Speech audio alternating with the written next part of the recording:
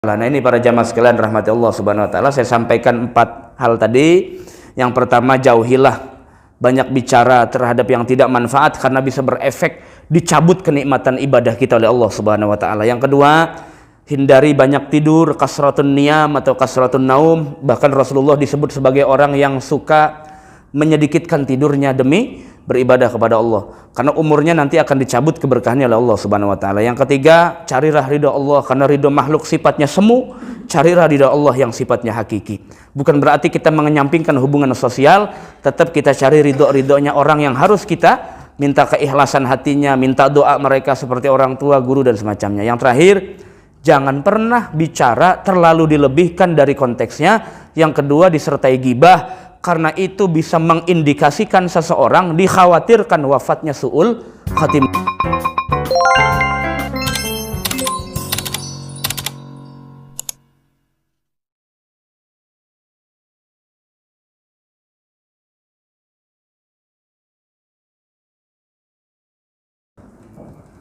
Assalamualaikum warahmatullahi wabarakatuh.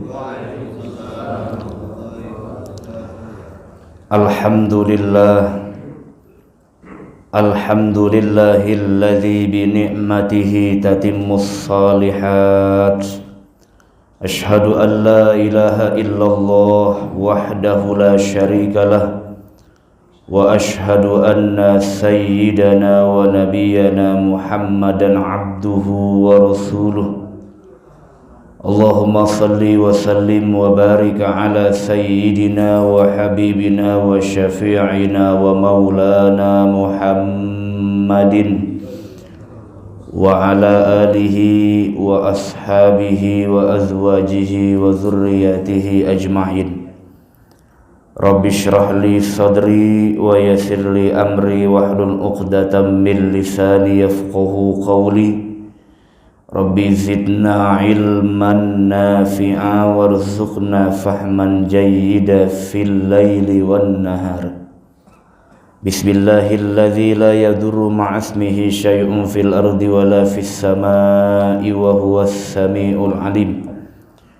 A'udzu bikalimatillahi tammati min syarri ma khalaq. Allahumma bika asbahna wa bika amsayna wa bika nahya wa bika namut wa ilaikan nusyur. Allahumma faqihna fid din wa 'allimna ta'wil, amma ba'du. Faqad qala Allah ta'ala fi kitabihil karim, a'udzu billahi minasy syaithanir rajim.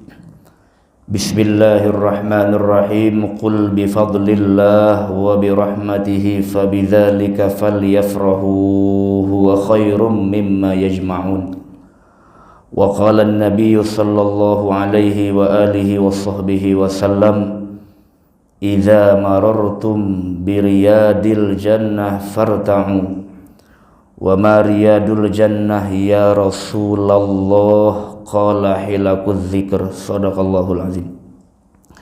Para jamaah sekalian yang insyaallah dirahmati oleh Allah subhanahu wa ta'ala, kita bersyukur bahwa di pagi yang mulia ini, yaitu di subuh pada hari Jumat, yang mana secara hukum legal formal atau hukum fikih bahwa berjamaah di waktu Jumat subuh pahalanya luar biasa di sisi Allah subhanahu wa ta'ala. Tentu tidak ada kalam yang paling utama melainkan kita bersyukur kepada Allah bahwa kita dipertemukan pada di tempat yang mulia, yaitu masjid, dan juga melaksanakan hal yang diwajibkan Allah, yaitu salat 5 waktu, dan juga dalam keadaan mengikuti sunnahnya baginda Rasul. Salat kita dengan berjamaah dilanjutkan dengan kefarduan yang lain, yaitu thalabul ilmi. Tentu kita mohon kepada Allah subhanahu wa ta'ala, mudah-mudahan apapun bentuk niat kita, baik dari salat berjamaah kita, i'tikaf kita di masjid yang kita cintai ini, niat thalabul ilmi kita senantiasa dicatat sebagai nilai ibadah oleh Allah subhanahu wa ta'ala, menjadi pelebur dari dosa-dosa kita di sisi Allah subhanahu wa ta'ala. Amin ya rabbal alamin. Selawat teriring salam yang selalu kita lantunkan kepada junjungan alam Sayyidul Mawjud, baginda Rasul Nabi besar Muhammad sallallahu alaihi wa alihi wa sahbihi wasallam. Para jamaah sekalian, mari kita awali kembali ta'lim kita ini dengan membaca Ummul Quran suratul Fatihah. Kita niatkan kepada Allah, mudah-mudahan yang menjadi niat thalabul ilmi kita pada pagi yang mulia ini senantiasa menjadi sebab Allah berikan kita ilmu yang bermanfaat, ilmu yang menjadi syafaat dari Allah, ilmu yang menjadi hidayah dari Allah, ilmu yang menjadi pembela kita di hadapan Allah Subhanahu wa taala. Ala hadhihi niyyah wa ala kulli niyatin salihah ila hadratin nabiyil mustafa Muhammadin sallallahu alaihi wasallam wa ala alihi wa ashabihi wa azwajihi wa dzurriyyatihi wa ahli baitihil kiram. Summa ila jami' ikhwanihi minal anbiya wal mursalin wa uliya'i wasyuhada'i was salihin wassahabati wat tabi'in al ulama'il amilin wal musannifin al mukhlisin jami'il malaikatil muqarrabin wa khususan ila muallif hadzal kitab wa ila jami'i walidina wa ila jami'i masyayikhina wa asatidhina wa asatizatina wa ahli baitina wa dzurriyyatina wa tullabina wa talibatina wa ila jami'il muslimin wal muslimat wal mu'minina wal mu'minat bi barakatihim syai'un lillahi lahum. Al-Fatihah. A'udzu billahi minasy syaithanir rajim. Bismillahirrahmanirrahim. Alhamdulillahi rabbil alamin arrahmanir rahim maliki yaumiddin. Iyyaka na'budu wa iyyaka nasta'in. Ihdinas siratal mustaqim. Siratal ladzina an'amta 'alaihim ghairil maghdubi 'alaihim waladdallin. Rabbighfir li amin. Bismillahirrahmanirrahim. Bismillahi subhanallah walhamdulillah wa la ilaha illallah wallahu akbar wa la hawla wa la quwata illa billah wa qul ja'al haqq wa zahaqal batil innal batila kana zahuqa la yatakallamuna illa man azina lahur rahman wa qala sawab. Qala al-muallif rahimahullahu ta'ala wa nafa'ana bihi wa bi'ulumi fid dharain amin. Rabbi yassir wa'id. Para jamaah sekalian, insyaallah dirahmati oleh Allah Subhanahu wa taala. Alhamdulillah, di subuh yang penuh dengan keberkahan ini Allah masih berikan kita sehat, panjang umur, sehingga kita bisa bermuajahah dalam konteks yang baik, yaitu taat ibadah kepada Allah dengan wasilah salat subuh berjamaah, iktikaf kita di masjid, niat thalabul ilmi kita. Tentu salah satu faktor yang sangat penting bagi seorang yang beriman, kata Imam Al-Ghazali, adalah antuwazzi'a awqatahu fi kulli yaum. Mampu dia memanage waktu-waktunya setiap hari yang orientasi dan niatnya adalah ibadah kepada Allah Subhanahu wa taala. Bahkan dalam salah satu karya beliau menjelaskan, setelah kita melaksanakan salat subuh berjamaah, kemudian kita menunggu sampai waktu isyraq. Mau silakan yang mau salat isyraq, yang mau salat duha, karena ini khilafiyah di kalangan ulama. Kalau yang mengatakan bahwa salatul isyraq salatun mustaqillah, bahwa salat isyraq adalah salat yang sendirian, dunad duha, bukan bagian dari duha, silakan Anda kerjakan. Atau yang mengatakan menurut pendapatnya Abdullah bin Abbas, salatul isyraq salatud duha, juga enggak masalah. Yang salah yang kagak ngapa-ngapain, ya, sholat kagak, apa kagak. Nah itu yang salah. Karena ini juga kesunahan sebetulnya. Jadi ada sunnah iza tala'atis syamsu wartafa'at ila qadra rumhin. Ketika matahari mulai muncul, kemudian mulai sedikit menaik, maka kata Imam Ghazali, fasalli rak'ataini, salatlah 2 rakaat. Baik anda salatnya salat isyraq 2 rakaat, silakan. Anda yang tidak pakai pendapat tidak ada salat isyraq, salat duha saja, silakan. Yang penting salat sunnahnya, karena di situ ada kesunahan untuk mengisi kekosongan ba'dal fajri, setelah selesai salat subuh. Bukan setelah salat subuh banget, bukan, ya. Tapi ketika matahari mulai muncul. Nah di situ ada kesunahan. Setelah anda salat duha, setelah anda salat isyraq, maka waktu-waktumu yang masih luang silakan antuwazzi'a ila talabil ilmi. Luangkan waktu, atur waktumu untuk menuntut ilmunya Allah Subhanahu wa taala. Mungkin banyak waktu yang luang setelah duha dan segala macam. Poin pentingnya adalah bahwa setiap waktu yang diberikan Allah itu sebetulnya sangat penting bagi setiap personal manusia, sangat penting. Karena tupoksi kita sebagai hamba Allah adalah ibadah saja sebetulnya pengabdian kita kepada Allah Subhanahu wa taala. Ibadah jangan dianggap hanya kita ritual, sholat, puasa, itu memang itu kan sifatnya teknis.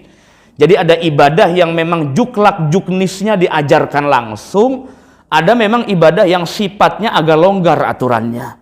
Tinggal kita bagaimana memanage setiap waktu, setiap kegiatan, setiap hari kita, itu orientasi niatnya, tawajuhnya ibadah kepada Allah Subhanahu wa ta'ala. Itu disebut mukmin yang rabih, mukmin yang beruntung, mukmin yang selamat, karena mampu memberikan kontribusi besar dari setiap waktu yang diberikan Allah, khususnya yang terkait dengan ibadah kepada Allah Subhanahu wa ta'ala. Itu cirinya. Makanya banyak Allah bersumpah atas nama waktu, wal asri, wad duha, wal lail, dan semacamnya. Itu artinya sebetulnya pesan bahwa bagi engkau manusia, waktu yang aku berikan kepadamu itu penting sebetulnya. Banyak orang yang khasir, merugi karena tidak mampu memanage waktunya dengan baik. Makanya setiap waktu diberikan sir, rahasia, fadail, keutamaan oleh Allah Subhanahu wa ta'ala. Subuh waktunya apa keutamaannya, ba'da zuhur keutamaannya apa, kemudian ba'da maghrib keutamaannya apa. Setiap waktu yang diberikan Allah ada fadilah, keutamaan yang kembalinya bukan untuk Allah, tapi kembalinya kepada kita. Jadi nggak penting buat Allah, nggak penting. Secara konsep akidah bahwa Allah Subhanahu wa ta'ala berikan semua nikmatnya kepada kita, implikasi dan tujuannya adalah untuk maslahat manusia. Nggak ada buat Allah, nggak ada. Terus kalau kita nggak sholat subuh hari ini, Allah rugi? Sama sekali enggak. Jadi jangan pernah berpikir, ya saya nggak sholat subuh, berarti Allah ketuhanannya luntur. Enak aja ngomong. Secara akidah nggak ada begitu. Ya saya nggak baca selawat, kalau saya nggak baca selawat, Nabi kemuliaannya luntur. Ente baca atau kagak, nggak ngaruh. Nggak ngaruh. Tapi berpengaruh buat kita nanti di hadapan Allah Subhanahu wa ta'ala. Limadza lam tusalli fid dunya. Kenapa nggak sholat di alam dunia? Kenapa Anda tidak cinta kepada Rasulullah di alam dunia? Karena dunia ini menjadi ukuran Allah melihat upaya manusia untuk beribadah kepada Allah Subhanahu wa ta'ala. Maka sebetulnya faktor yang banyak menghalangi manusia daripada hubungannya kepada Allah Subhanahu wa ta'ala itu bukan yang jauh-jauh, Pak, bukan. Tapi yang sangat dekat dengan kita sebetulnya. Bahkan ada kitab yang ditulis oleh para ulama, judulnya begini, judulnya Ibtila'ul Akhyar bin Nisa'il Ashror. Itu judulnya agak lucu sih sebetulnya. Ibtila'ul Akhyar bin Nisa'il Ashror. Kalau pengen menggunakan sifat bin Nisa'il Ashror, silakan saja. Diujinya orang-orang pilihan, orang-orang terdekat Allah dengan istri-istri yang cerewet. Istrinya misalnya bawel mulu ya, emang mungkin basicnya basic khotib kali bininya, basic khotib Jumat, Idul Fitri ya kan, ceramah Maulid. Jadi ceramah mulu, nggak ada amplopnya juga di rumah, ceramah mulu. Banyak orang yang dekat kepada Allah, wasilahnya bukan yang dari jauh-jauh, karena sabar dengan istri. Pengen mulia di hadapan Allah. Sayyidina Umar mulia karena sabar dengan istrinya, bukan ngadepin orang kafir, bukan. Itu sepele. Bukan ngadepin orang di medan perang, bukan. Itu sepele.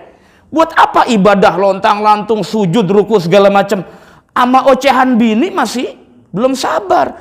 Anda di rumah saja nggak sabar, bagaimana sabar di masyarakat? Bagaimana sabar ngurusin umat? Kira-kira begitu. Jadi ternyata banyak orang yang makomnya diangkat Allah, sabar dengan istrinya, sabar dengan anaknya, makomnya tinggi di hadapan Allah Subhanahu wa ta'ala. Ada orang yang kadang-kadang bukan berani ya, agak mengucilkan istrinya, agak menyia-nyiakan anaknya, rajin ibadah, tetap makomnya pendek di hadapan Allah Subhanahu wa ta'ala. Konsepnya begini deh, bahwa menurut Allah ibadah yang sesungguhnya itu pasti lahir dari hati yang bersih. Kok ada orang ibadah yang secara fisik rajin sholat, yang secara fisik rajin ngaji, yang secara fisik rajin baca Quran, Tapi ternyata mah istri nggak sabar. Berarti selama ini ibadahnya, kemudian baca Qur'annya, zikirnya itu tidak murni lahir dari qalbun salim, hati yang saleh, yang selamat. Nggak kok Pak, nggak berat sebetulnya. Persoalan bicara hati nggak berat. Tergantung bagaimana kitanya saja. Suatu saat Imam Junaid al-Baghdadi ditanya oleh muridnya, sebetulnya apa yang disebut dengan tasawuf? Kita kan taunya tasawuf benang wol aja begitu. Karena orang-orang dulu biasanya yang orang-orang berperilaku asketik, ya, berperilaku yang agak-agak menghindari urusan duniawi, itu biasanya pakaiannya menggunakan bulu domba, dari benang wol begitu. Jadi kata sebagian ulama dibilang yang disebut tasawuf adalah orang yang suka berpakaian begitu katanya. Padahal secara intinya bukan. Yang disebut tasawuf itu dari kata sufah artinya bersih. Ya, sofa artinya jernih. Hatinya bersih, jernih dari apa saja yang bisa mengganggu hubungan dia dari Allah Subhanahu wa taala. Bahkan kata ulama, orang yang bersih hatinya sudah beres dengan urusan dunia ini. Jadi tertinggal dengan urusan dunia biasa saja, cepat move on kepada Allah, tidak suudzon kepada Allah, punya urusan kepada tetangga, punya urusan kepada yang lain, tidak kecewa secara berlebihan, kembali lagi kepada Allah Subhanahu wa taala. Usaha tetap dikerjakan, tapi dia faham betul wa ma bikum bi nikmatin faminallah. Tidak ada satu nikmat pun yang kita rasakan di alam dunia kecuali konsep dasarnya semua datang dari Allah. Tuh orang beriman cepat move on. Saya kan pernah sampaikan di sini. Kalau masih gedeg aja, kalau masih hasad aja, kalau masih belum move on aja, padahal udah bertahun-tahun, udah 3-4 tahun yang lalu, ya. Ngajinya selama ini litolabil makan aja berarti. Bukan karena litolabi ridhollah, bukan karena yang lain-lain, tapi karena ayam bekakak, karena kambing guling, paling begitu. Ya, bukan yang lain-lain, bukan nawaitunya, bukan lillahi ta'ala, bukan li rabbil alamin. Sebetulnya itu introspeksi buat kita. Nggak ada orang yang perfect, Pak. Tidak ada. Tergantung bagaimananya kita membuat strategi atau melakukan sesuatu yang bisa membuat ibadah kita berkualitas di hadapan Allah Subhanahu wa taala. Saya nggak sampaikan materi tauhid karena sebelumnya saya sampaikan. Pagi ini saya sampaikan yang terkait dengan akhlak yang dekat dengan kita, ya, supaya ada. Kadang-kadang saya bicara tauhid kan agak sedikit hitam putih sama seperti fikih. Ya, bahkan alirannya banyak sekali, kalau saya sebutin juga kan nggak mungkin di majelis. Karena itu konsumsinya orang kampus sebetulnya. Bicara Jabariyah, bicara Mu'tazilah, bicara Khawarij, itu konsumsinya anak-anak kampus. Paling kalau di majelis saya sampaikan dengan bahasa yang paling mudah, karena memang tugasnya santri begitu, memudahkan yang sulit. Kalau tugasnya dosen menyulitkan yang mudah. Lah iya kan? Dosen kalau nggak sulit, kalau teorinya nggak bagus, Pak, itu malah dileceh-leceh sama mahasiswa. Dosen sih begini, belajar di mana dia? Makanya lebih banyak pahalanya kiai, Pak Haji. Kenapa? Memudahkan yang sulit. Kan baca kitab susah, Pak. Nahu sorob bertahun-tahun, yang mondok 6 tahun aja sampai bekumis belum tentu bisa. Begitu loh. Yang mondok di Jawa aja bertahun-tahun pulang malah buka bengkel, bukan buka majelis. Buka bengkel loh, saking frustasinya. Waduh, persaingan antar ustadz banyaknya, kata dia. Mending gue buka bengkel aja dah, kata dia. Kirain saya mah iza marartum bi riyadil jannah, orang pengen lewat ada riyadul jannah, taman surga, ya jam mampir. Mampirnya yang ban bocor, yang begitu-begitu. Padahal ternyata tuh santri itu. Nggak, artinya persoalan begini sulit sebetulnya. Tergantung bagaimana orangnya saja. Nah itu, jadi nggak semudah yang kita pikirkan. Memang saat ini kadang-kadang profesi yang paling mudah ustadz sih. Kadang-kadang salah cium tangan, muridnya pakai gamis, ustadznya cuma pakai kokoh doang, salah cium tangan lagi. Udah salah cium tangan, salah ngasih amplop, kan kurang ajar. Bener-bener panitia, emang kagak bisa bedain mana orang bisa baca kitab mana kagak. Pakai salah ngasih amplop lagi loh. Gimana sih? Kalau saya mah kan nggak apa-apa, tapi kan bini yang di rumah ngapa-ngapa. Emang nggak dipikirin Pak Haji Aidir? Bener apa? Nah begitu ya, jadi ada hierarki batasannya ya. Kalau saya ngajarnya di majelis nggak mungkin saya sampaikan yang berat-berat, Pak, nggak mungkin. Saya insya Allah pakai bahasa yang paling sederhana. Tapi kalau di kampus, kalau saya nyampein yang begini, saya dikata ngajar anak SMA gitu. Jadi harus yang tinggi. Pokoknya kalau dosen sudah bisa membuat pusing mahasiswa, sukses namanya. Itu namanya sukses. Wah, tadi pelajaran dosen ini susah. Nah, itu sukses berarti. Wah, tadi pelajaran dosen ini dongeng doang. Wah, gagal berarti jadi dosen. Gagal itu ya. Kuliahnya di pinggir rawa berarti. Nah, itu. Nah, ini para jamaah sekalian rahmati Allah. Saya sampaikan 4 pesan seorang ulama besar. Ini dekat dengan kita problemnya, Pak. Dekat dengan kita. Saya nggak mau ambil contoh yang terlalu jauh dari kehidupan kita karena kadang-kadang nerawangnya terlalu sulit ya. Ada seorang ulama namanya Imam Ibrahim bin Adham, ulama besar.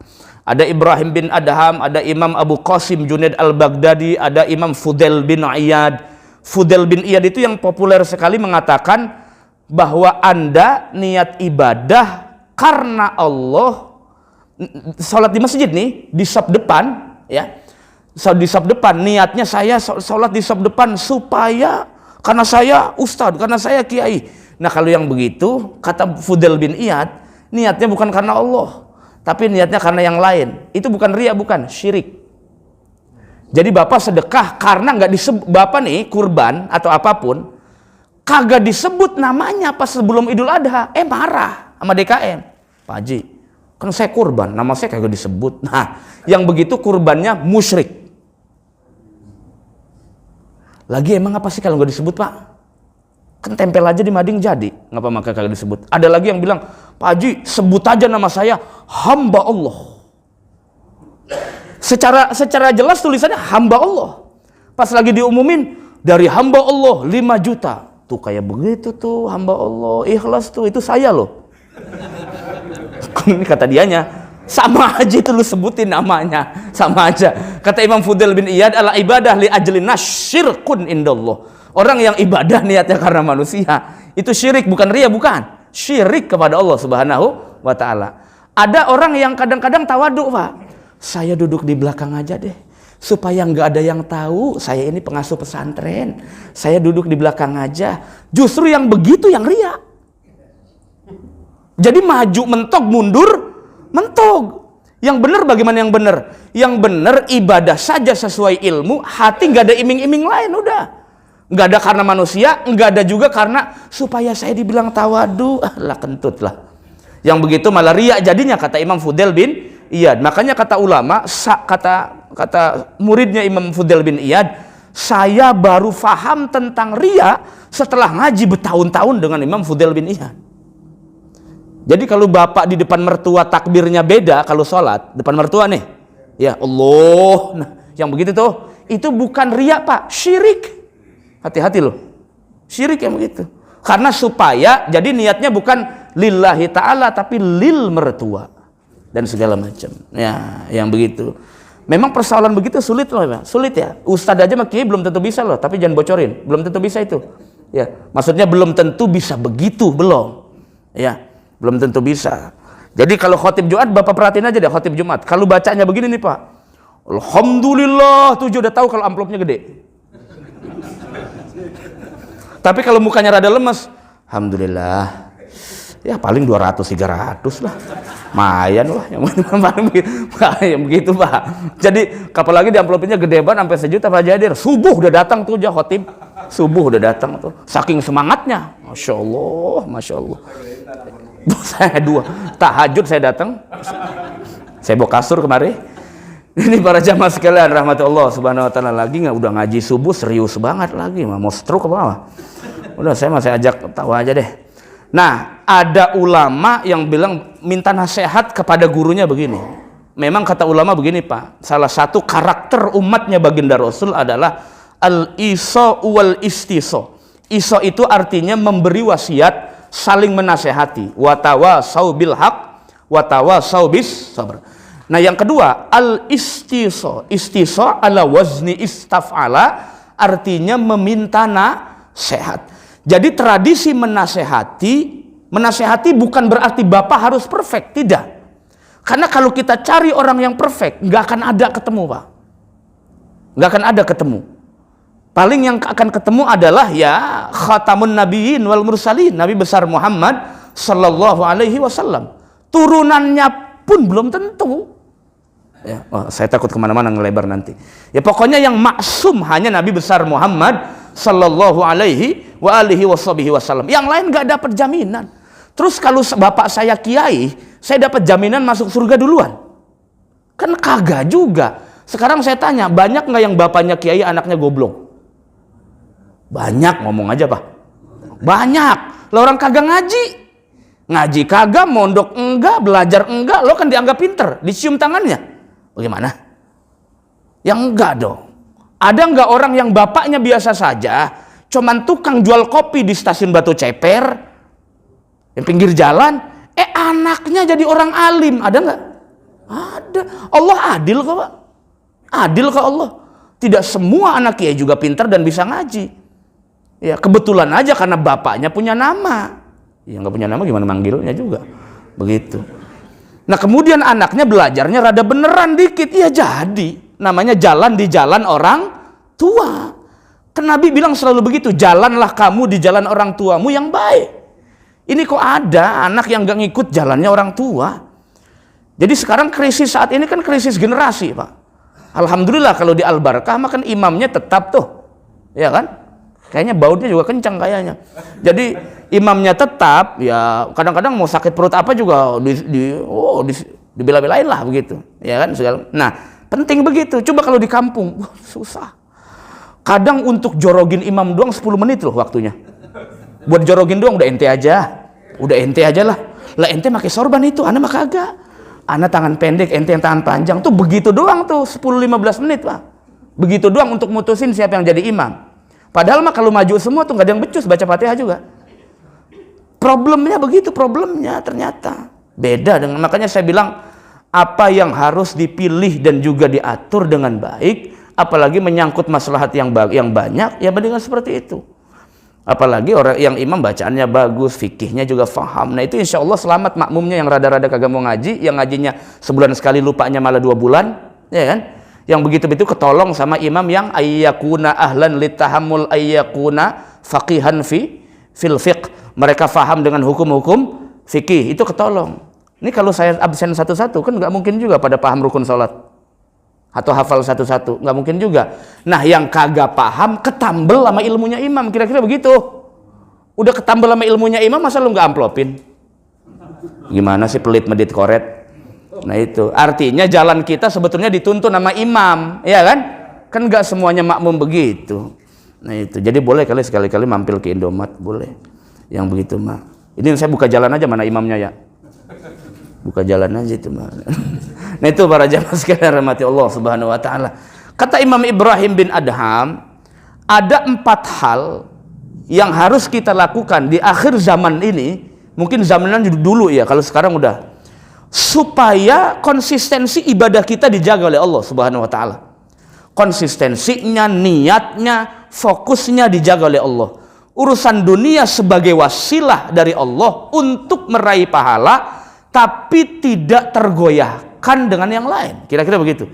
Karena kaidahnya begini Pak, wal akhiratu khairul laka minal, itu kan kaidah umum namanya, qaidatun kulliyah, kaidah universal, kaidah umum. Secara kaidah umum, akhirat itu lebih bagus daripada dunia. Ini kalau orang letterlek mahaminnya, ya sudah, saya tinggalkan kerja, saya tinggalkan penjabatan, saya tinggalkan istri, karena istri juga dunia, perempuan, saya tinggalkan anak, jadi gembel apa? Gak bisa juga begitu. Yang disebut dengan taklilu dunia, menyedikitkan dunia, artinya apa yang tidak penting jangan kau cari. Apa yang bukan menjadi kebutuhanmu gak usah usahakan semaksimal mungkin. Ambillah, carilah apa yang menjadi kebutuhan, bukan keinginan. Itu poin penting. Carilah sesuatu yang merupakan kebutuhan, bukan keinginan. Kalau kebutuhan itu murni dari lubuk hati kita. Tapi kalau keinginan, shadiratun anin nafs, datangnya dari syahwat. Datangnya. Karena syahwat ngomongnya begini, ayo udah beli, nah kalau nggak beli terkedulan yang lain. Jadi ada dalam hati ada bisikan harus ambisi, harus terpenuhi dan segala macamnya. Itu termasuk ajakan-ajakan syahwat yang kadang-kadang agak-agak nyaru aja, susah bedainnya ya. Nah, jadi kata Imam Ibrahim bin Adham, wasiat 4 ini kalau bisa ditinggalkan deh. Jangan dikerjain. Atau kalau belum bisa sedikitkan. Kan kita manusia itu kan berproses, Pak. Untuk jadi soleh saja berproses, untuk jadi orang baik saja berproses. Gak ada orang lahir almar'u yuladu aliman atau solihan tuh gak ada. Orang lahir langsung soleh, langsung alim tuh gak ada. Jadi berproses. Kira-kira kalau nggak bisa betul, maka sedikit demi sedikit ditinggalkan. Kira-kira begitu. Yang pertama, ini kayaknya nyaru semua sih kalau ini mah nggak peduli orang yang pertama, mayyuksiril kalama la yajidu lil ibadati lazzat. Nasihat yang pertama, nasihatnya, tinggalkan banyak omong terhadap yang tidak faham. Tinggalkan banyak bicara pada persoalan yang Anda nggak faham, karena Anda akan kelihatan seperti orang bodoh. Gak paham tauhid kok ngomong gitu loh.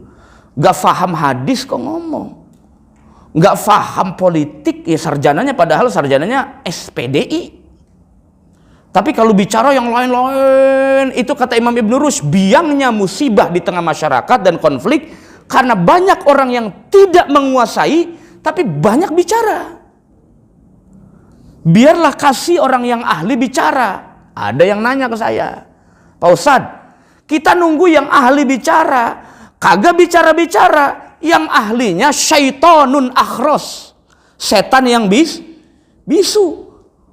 Kalau dia sudah faham satu kebatilan, kemudian dia alim dalam satu situasi atau dalam problem itu dia memadai ilmunya, tidak bicara, fahuwa syaitonun akhros, dia setan yang bisu. Nanti akan ditanya di hadapan Allah Subhanahu wa ta'ala. Tapi jangan juga memaksakan yang bukan menjadi urusan kita, yang bukan menjadi keahlian kita bicara. Kenapa di tengah-tengah masyarakat banyak musibah, banyak konflik? Karena yang tidak ahli juga ikut ngomong. Udah, saya nggak mau nyambung kemana-mana, terserah, tinggal kita bagaimana menilainya saja. Makanya saya ketika Pak Haji Haidir hubungin saya yang pertama saya ajukan, bukan saya ngajuin, bukan. Yang pertama saya ajukan, Pak Haji, saya ini backgroundnya, kalau kuliah dulu, backgroundnya tentang pemikiran Islam. Bukan saya nggak mau bahas fikih, bukan. Saya juga ngaji fikih di pesantren. Kenapa? Karena bukan keahlian saya. Kalau cuma sekedar paham ya paham sih Pak. Tapi kalau ahli sampai detail-detailnya, ya silakan tanya sama yang sarjananya hukum Islam, bukan ke saya. Tapi kalau Bapak nanya aliran sempalan, ya kan, konflik-konflik tentang akidah, ya saya bisa jawab. Kenapa? Karena ngajar tuh paling enak sesuai bidangnya dan bisa dipertanggungjawabkan secara ilmiah. Ini basicnya PAI, pendidikan Islam, ngajarnya siroh, lah kan gak nyambung. Dia dapatnya di mana? Dapat sirohnya di pesantren. Pesantren, kalau saya bocorin dunia pesantren itu semuanya guru ketika mengajarkan memang basic yang diajarkan Pak, ya paling doktrin saja. Tapi mengembangkan ilmu, mengembangkan wawasan, mengembangkan referensi, insya Allah dapatnya di luar itu. Bukan di pesantren dapatnya, tapi di luar. Mengembangkan ilmu supaya ilmu itu longgar, supaya ilmu itu kontekstual, itu persoalan yang sulit. Karena banyak orang yang kadang keluar dari pesantren gak bisa menyesuaikan dengan konteks. Kalau udah begitu aja di kitab, jadi kaku. Ada yang begitu Pak. Makanya saya paling malas debat sama orang begitu. Di kitabnya begitu, harus begitu. Saya tanya balik, kitab itu ditulis abad berapa? Kira-kira orangnya kalau hidup zaman sekarang cocok enggak? Dan bisa menjawab persoalan orang sekarang enggak kira-kira? Jadi Anda pun sebagai pembaca teks harus bisa menafsirkan kondisi dulu dengan sekarang. Yang layak apa kira-kira? Itu tantangan Ustadz kudu begitu loh. Kalau tidak, kelihatannya letterlock, susah. Jadi apa-apa di kitab, apa-apa di kitab, apa di kitab. Ya, saya juga ngaji sama di kitab. Cuman bukan begitu, enggak semua. Itu problemnya. Karena Nabi juga begitu. Sayati zamanun ala ummati. Nabi itu dalam hadis pakai kata sintanfis. Sayati zamanun ala ummati. Yafirruna. Itu kan sintanfis dalam bahasa Arab. Suatu saat nanti tidak akan datang. Itu Itu kalau Nabi ngomong suatu saat, itu namanya ilmu astro. Kalau orang kan bilangnya astrologi ya. Ramalan Pak, kayak Mama Loren yang dulu itu tuh itu bukan ramalan, bukan. Allah kasih kemampuan kepada seorang nabi untuk bisa melihat sesuatu yang belum terjadi karena hijabnya dibuka oleh Allah Subhanahu wa taala. Dan itu hanya orang-orang khawas. Orang kayak kita nggak bisa seperti itu. Suatu saat nanti setelah generasiku akan datang umat yang kiainya di dekat rumah, gurunya di dekat rumah, gak pernah dikelirik dan gak pernah mau ngaji. Padahal kiainya dekat kampung, gak pernah mau ngaji. Tapi dia rela ngaji jauh-jauh, padahal di lingkungannya banyak ulama. Ntar kelihatan. Ya udah kali, bukan ntar. Udah kayaknya, tinggal bagaimana nilainya saja. Ya, kemarin saya ceramah di Karawaci, di Bugel Mas. Malu waktu di sini Maulid kemarin kan ya. Nah itu yang saya bilang Pak Haji, saya nggak bisa karena saya ceramah di Karawaci. Iya, itu saya pulang udah jam 1:30 malam. Itu saya bahas itu Pak. Saya bilang, Anda ya Allah, Pak, ngundang kiai jauh-jauh, ngundang kiai dari mana-mana, dari Bogor, dari Sulawesi, dari mana datang kemari. Padahal datangnya kan sekali doang, Pak. Tapi kiai kita yang di sini, Pak, tahlilan 7 hari datang. Bacain doa buat orang kita datang, lu amplopin cuma 2,5. Yang lain-lain kok rela sampai 20 sampai 15 juta. Padahal yang diundang buat tawa doang loh Pak. Sampai saya bilang, Anda kalau cuma penceramahnya mau yang tawa doang, mendingan tukang lenong pakai gamis. Saya bilang begitu. Pakaian gamis, pakaian sorban, yang main lenong, tawa ada sekalian. Anda ini mau ngaji apa mau tawa, syahwat-syahwat? Saya bilang begitu. Kenapa kiai yang di rumah nggak dipikirin? Mereka mondok lama, mereka ikhlas buat kampungnya mereka. Kenapa nggak dipikirin? Salah ngaji jadi begitu tuh. Salah ngaji tuh, karena nggak dipikirin. Yang lain-lain ente hargai, yang di rumah nggak dihargai. Allahu Akbar kabiro. Alhamdulillah. Kadang-kadang saya ngeri. Kenapa? Karena saya orang pesantren Pak. Sedih ngelihat kiai begitu, sedih. Ya, karena orang pesantren. Yang Bapak undang jauh-jauh, emang tahu latar belakang CV-nya. Ngajinya sama siapa? Kalau di sini sama kiai kita tinggal nanya gurunya siapa, ya kan? Bisa dipertanggungjawabkan secara ilmu. Nah, jadi kalau tidak faham masalah jangan bicara. Karena kata Imam Ibrahim bin Adham, orang yang kasratul kalam, banyak bicara pada persoalan yang dia tidak faham, la yajidu lil ibadati lazzat, ibadahnya, kenikmatannya dicabut Allah. Ada yang nanya ke saya, itu Pak Ustadz ngomong mulu, banyak banget ngomongnya. Lah gue mah ngajar, enak aja. Saya kalau ngajar di sini diem assalamualaikum terus diem aja bagaimana? Maksudnya bicara terhadap persoalan yang faham silakan, nggak dilarang. Tapi kalau bicara pada persoalan yang tidak faham, itu nanti berefek. Orang yang sering ngomong pada persoalan yang dia tidak faham, ibadahnya dicabut kenikmatannya oleh Allah. Ada maksiat batin yang disebut syarahul kalam. Kata Imam Ghazali dalam Kitabul Arba'in, orang yang maksiat batinnya syarahul kalam, banyak bicara yang tidak manfaat. Bapak pernah dengar hadis ini? Orang yang bagus keislamannya, min husni islamil mar'i tarkuhu ma la ya'nih. Orang yang keislamannya bagus pasti meninggalkan yang tidak. Saya ulangi, udah rada ngantuk. Orang yang keislamannya bagus, kata Nabi, biasanya meninggalkan yang tidak manfaat. Manfaat itu ada dua perspektif Pak. Tidak manfaat buat dia, tidak manfaat buat orang lain. Poin pentingnya adalah apa yang kamu tidak mengerti dan tidak ahli, kalau kamu kerjakan dan kamu ucapkan, itu tidak manfaat. Kalau engkau muslim, tinggalkan.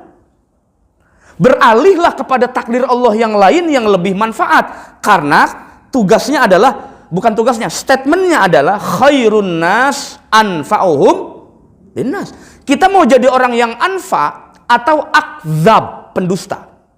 Tinggal pilih.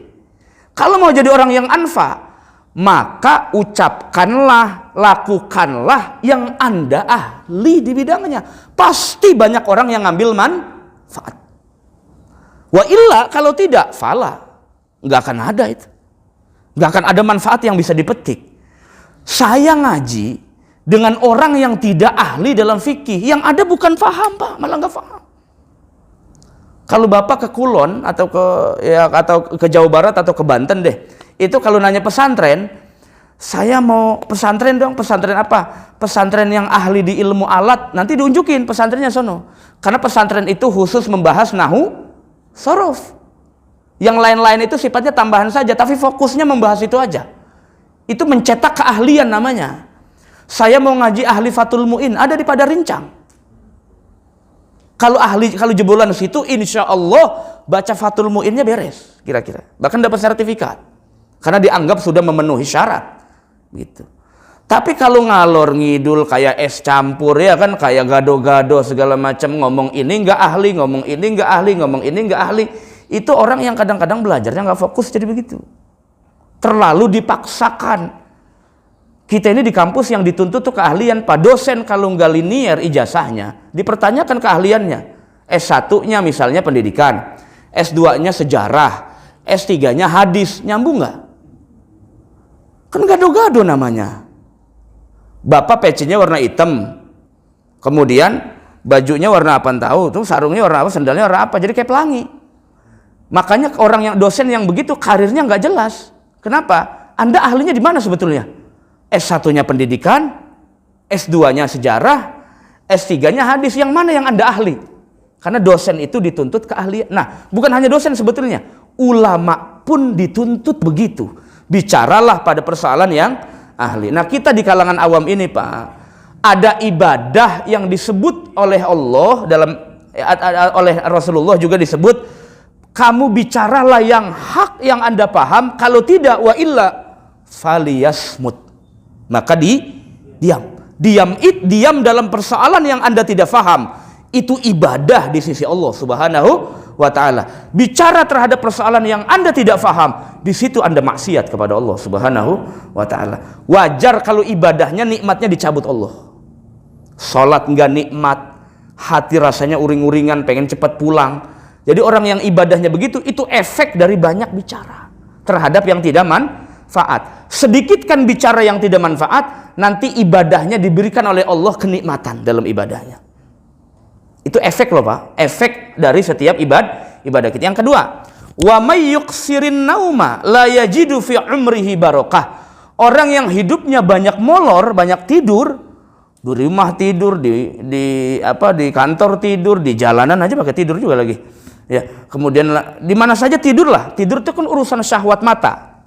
Orang yang hidupnya kebanyakan tidur, la yajid fi umrihi barokah. Keberkahan umurnya dicabut Allah. Definisi berkah tahu kan Pak? Nah, ziyadatul khair. Umur semakin panjang, ciri umur yang berkah semakin panjang, semakin banyak melakukan kebaikan.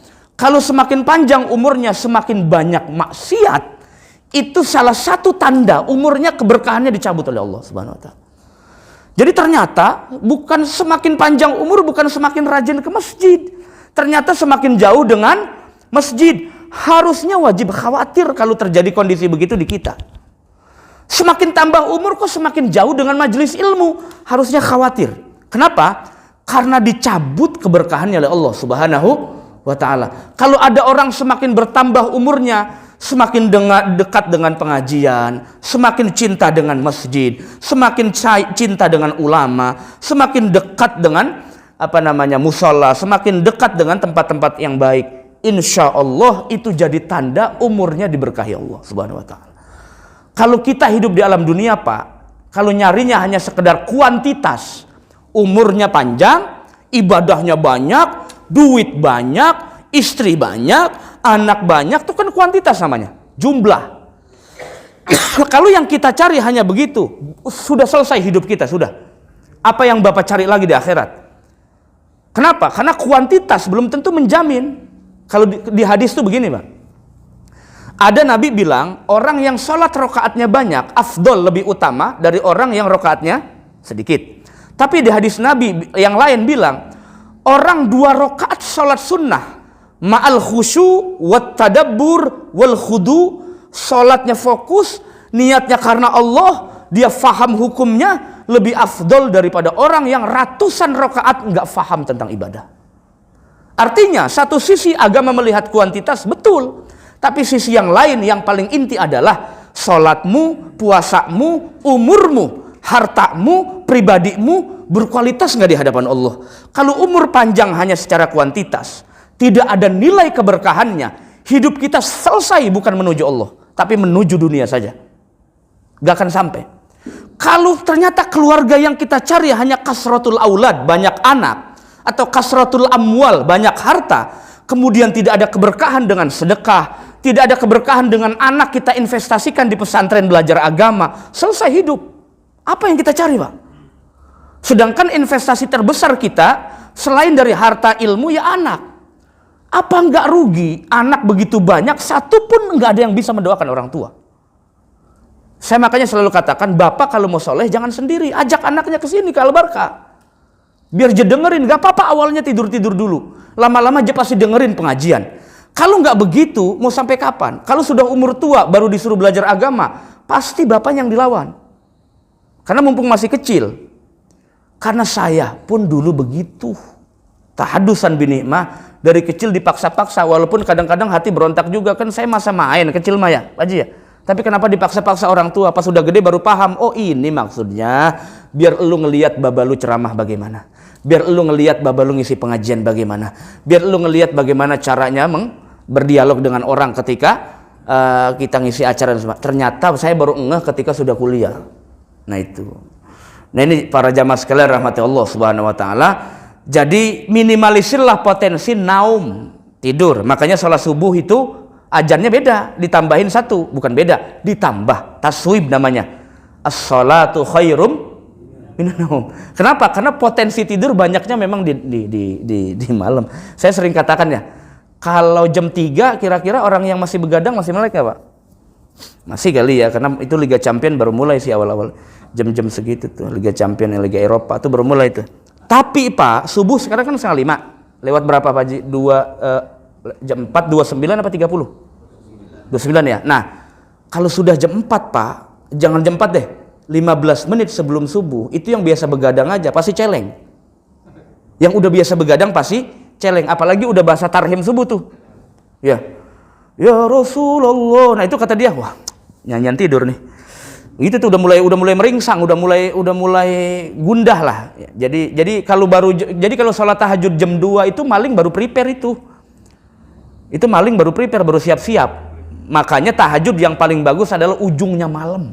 Ujung udah mau subuh. Karena yang biasa melek pun pasti udah ngantuk. Yang biasa melek. Itulah puncaknya mendekatkan diri kepada Allah Subhanahu wa taala. Ringkas. Yang ketiga, wa may yuksiri wa may yatlub ridal khalqi fala yantazir ridallah. Orang yang terlalu berharap keriduan makhluk akan diberikan kekecewaan oleh Allah di akhirat. Saya ingat kalamnya Syekh Abdul Qadir Al-Jilani. Maka saya ingat kemarin yang tafsir yang dibaca, tafsir Al-Jilani, ya. Tafsir Al-Jilani. Itu tafsir yang favorit saya itu.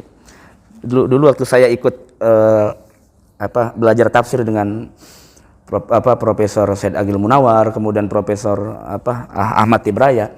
Salah satu tafsir yang saya kagumi itu tafsir Al-Jilani, salah satunya. Ya, itu yang saya kagumi. Ada 4 jilid saya punya itu. Ya, itu untuk beli kitab aja, aku udah cek-cek sama bini dulu itu, Pak. Karena kalau kata bini mah, mendingan buat perabotan rumah daripada beli kitab, begitu. Kalau saya mah terbalik, pakaian nggak saya pikirin, yang penting kitab. Karena buat bahan dan senang juga, senang baca apa segala macam. Jadi tafsir begitu, alhamdulillah, saya udah punya dari awal terbit di Indonesia juga udah punya itu. Karena sudah sering baca juga. Ya, kata Syekh Abdul Qadir Al-Jilani, jargon yang populer itu ilahi rabbi anta maksudi waridoka matlubi. Awas Pak, itu komitmen orang beriman loh. Waridoka matlub, bukan waridul khalqi matlubi, bukan, tapi waridoka matlub, bahwa ridhomu ya Allah, keriduanmu ya Allah yang aku cari dalam hidupku ini di alam dunia, bukan ridho makhluk. Bukan ridho makhluk. Ridho makhluk itu ridho itu artinya apa sih Pak? Ridho bukan Ustaz Ridho, bukan. Ustaz Ridho masa ono sekampung sama saya. Oh? Nah, bukan rela. Kalau rela nanti terjemah Arabnya beda lagi. Di bahasa Arab itu ada ridho, taslim, tafwid. Ikhlas apa lagi? Lebih jauh lagi definisinya. Ya. Ridho itu artinya itma'annatil qulub. Hati itu tenang terhadap persoalan yang bukan keinginan dia. Itu secara umum ridho artinya begitu. Menerima.